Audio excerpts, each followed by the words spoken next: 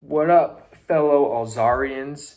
Um, my advice to you is to spend less time worrying about your grades, um, and more time enjoying the community, your friends, climbing at the barn, going down to the river, playing soccer, frisbee, just hanging out.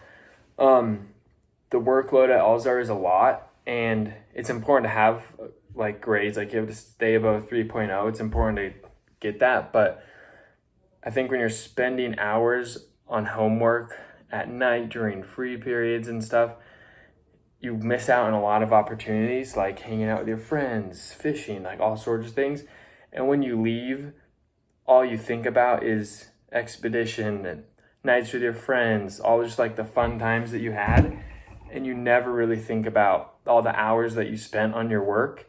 So I think in a bigger picture, and it's just more important to focus on the expedition and the fun parts because that's what's going to change your life, not necessarily spending hours on homework, but still get good grades. Just not too much time, you know? My advice is to take a bunch of pictures and videos and journal a bunch so you're able to look back and remember all this, and also to speak to everybody there because these are going to end up being some of your best friends ever. My tip for successfully completing your CLP would be to make yourself a schedule with allotted times, whether it be monthly or weekly, so that you can get your goals completed in a timely fashion.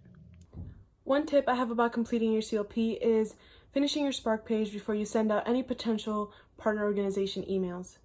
It makes you look super organized and gives these organizations a quick overview of what you're hoping to accomplish. One piece of advice I'd have for completing your CLP is don't overthink it because it's usually not as hard as you think. Just take baby steps and make the connections you need to, and it'll be easier than you think. And now here are more tips for your CLP.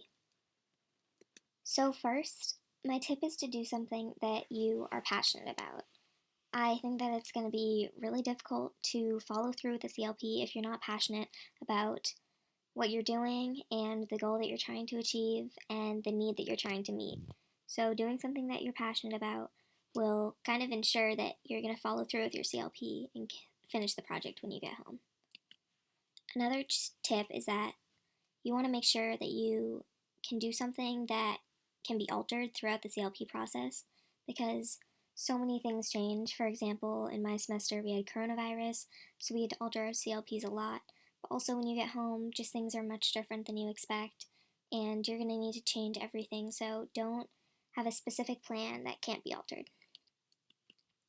Third, you want to make sure that you kind of set up a good group of connections and likely volunteers at home before you kind of start going through with other aspects of your CLP. You're going to just go into it a lot more confident if you know that you're going to have a lot of connections and volunteers and people that can help you start the process. Another important tip going off of that one is figure out a good way to market and advertise your CLP and gain participants more early in the game, because you can still continue planning after you've gathered like all your participants, volunteers, connections, and between that and when you actually follow through and start your CLP, it's a good time to kind of make last minute plans.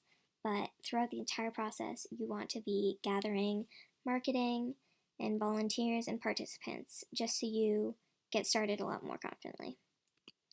Finally, don't be afraid to change things around, like your timeline, small ideas, location, and overall CLP.